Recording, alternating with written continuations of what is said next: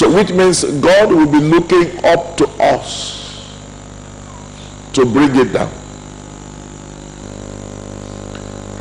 Because on the day of Pentecost, Peter stood and said, that which was prophesied by Joel, that's what we bring to you. Some people gathered at the upper room to bring the prophecy to manifest. And they prayed powerful apostolic prayers, forceful prayers, that heaven had to send the answer in a hurry. It came like a mighty rushing wind. Jesus calls it the promise. It was a promise, yes. But then to get the promise, the one that is promised has to make a demand. The one that is promised had to stay on the right location, because the promised land was promised Israel, and most of them didn't enter it. God is faithful. His promise is his promise. But the person to receive the promise to stand on the location where you can receive the promise, and many times make a demand. Daniel chapter 9. Daniel chapter 9 verse 2 said, and I read from the books according to the prophecy of Ezekiel, that after 70 years we must leave the land of captivity and return to our homeland. And I began to pray. He read the book about the prophecy. He began to pray. Chapter 10 from verse 12, the Bible says, the angel that brought the answer said to him, oh Daniel, most favored of the Lord, how did you pray that prayer that made the ancient of days send me a reinforcement in the person of the prince Archangel Michael? He doesn't come out anyhow. If you know how you pray that prayer, pray it again, because I have to deal with the prince of Greece on your path for you to get home safely. So even the angels working for you depend on your own prayers. So even though there was a prophecy by William Seymour, the coordinator of the Azusa Street revival, by Charles Parham, in that case was a spiritual mentor, enter at the later part of that year, all of them saying 100 years from that time that there's going to be a revival that will shock the whole earth, the glory of which no man had seen. That's the word of Maria Woodward Etta. So that's what I see. And that 100 years falls on me and you. 100 years ago, none of us were here. But God knew who will be on ground when that time comes. The Bible tells us that the prophet said a child will be born. That child has not been conceived. Josiah. He's not Josiah. He will do so and so. At the time the prophecy came, the mother had not been married. But God said there's going to be a woman who will get married and have a baby boy. His name shall be Josiah. He will do so and so. 100 years when God was talking, heaven already knew that you will be on ground. And they were making boast to say there will be a revival because they trusted you and me, that we will be able to activate it when the time comes. Prophecies accurate and perfect can be given and will never be fulfilled because the people on ground didn't prepare for it. That's how people miss their seasons of visitation. And we told ourselves that not at our watch. If it's prayer, we will pray it. If it's awareness, we will try our best. Actually, I sent that tract to every key church leader in Nigeria and as many as we can reach around the world. I printed thousands and thousands. Send them to every minister's conference that I heard about. My passion was, let them have the first 2,000. And shortly after they left, one of my sons who is here, who lives in Umuahia, said to me, I know those people. What they're saying to you is correct. The revival is already here with us. Those who went to Sierra Leone saw a little bit of it. Those who went to Liberia saw a little bit of it. We went to Italy and we set the fire. Look, we met a young man who come from the centurion's place, that place, that the one you read in Acts chapter 10, you know, the Italian centurion. We met somebody from his village, and they are passionate for God. There's a revival. We went back to the first church that was ever built, that was commanded by Constantine in the AD 113. Went back and reactivated the altar. We set back the fire. The revival has already started, but you know, are driven by people. People carry it with them. Azusa Street was driven by the politician. He tried to join the political party. They wouldn't take him because of his new belief. He ran as an independent candidate and won. When he got into the parliament, he began to fight the whole world because slave trade was a global business. He fought it. 3 days before he died, slave trade was abolished. He succeeded. He started the Bible Society. Today, 164 countries, we have Bible Society. Bible Society of Nigeria, Bible Society of UK, Bible Society of USA. One man who no party agreed to accept.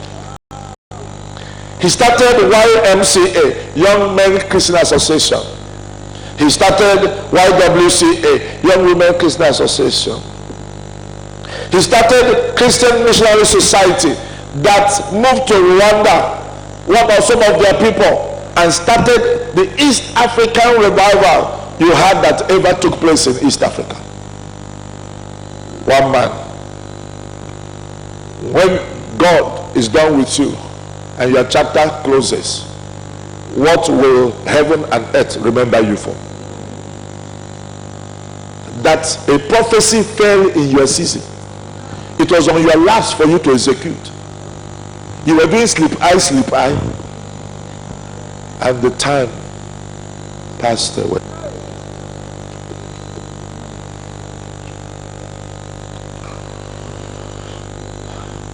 I don't want to speak too long tonight, so you won't forget the much you have had.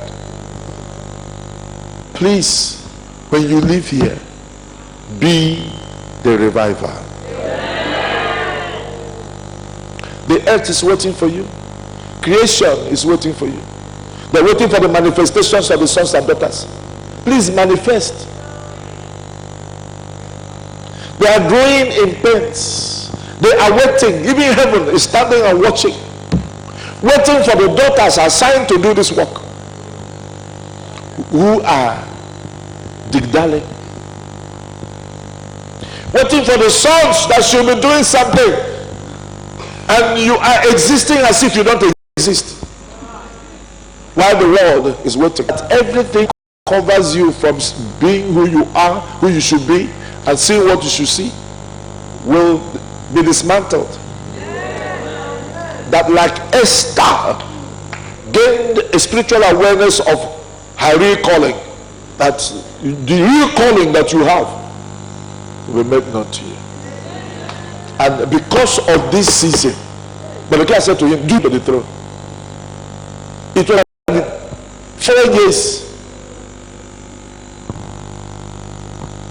Another 4 years.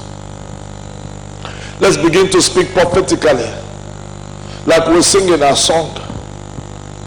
To God, we normally sing the song like we sang it the other day. Thou whose almighty word, creation,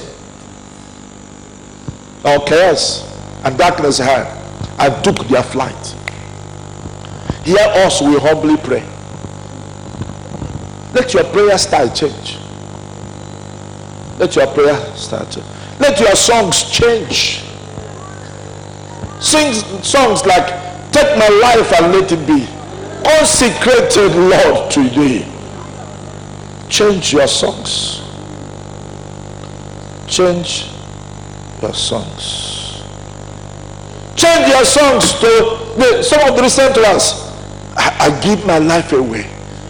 that you can use me. Give it away. Give it away and be the revival. Give it away. Give it. Hands and let them move. Take my hands and let at the impulse of thy love.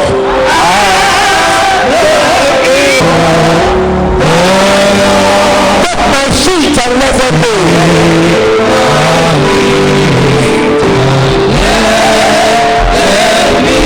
Sweet and beautiful. Sweet and beautiful. Let my voice and let me say,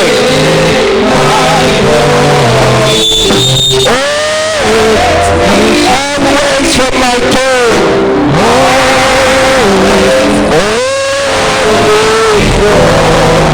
My King. Take my knees. Lift me.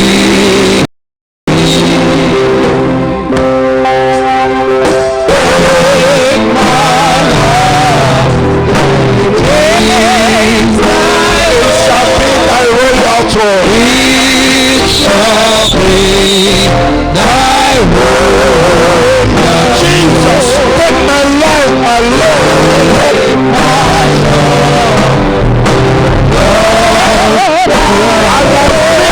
treasure.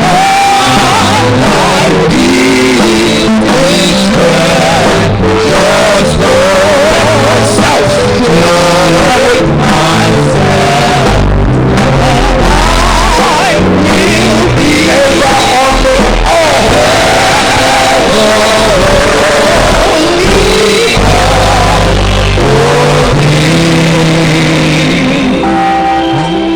Said to the Lord in your prayer, I mean that song. I mean every word of it. Take me, make me the revival. Jesus, take me. Jesus, take MOSY MADUGBA. Jesus, take Pamela. Jesus, take Yinka. Jesus, take Baba Bande. Take me. Take me, take me, take me. Make me the revival. What are you waiting for? Tell him to take you, make you the revival. Take me.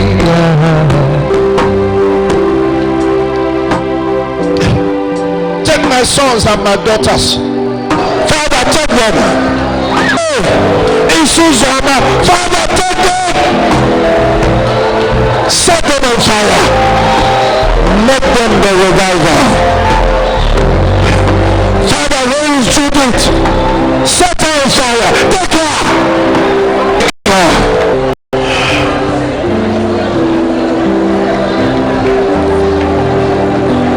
No more declaring.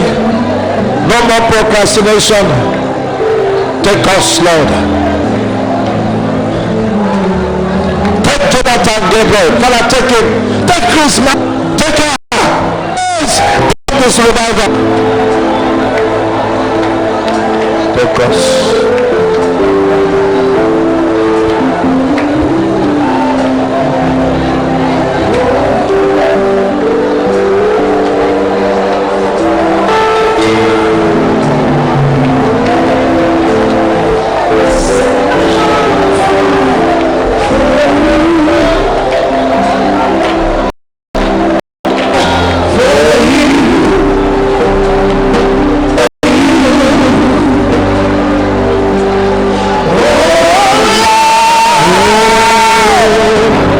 Yes,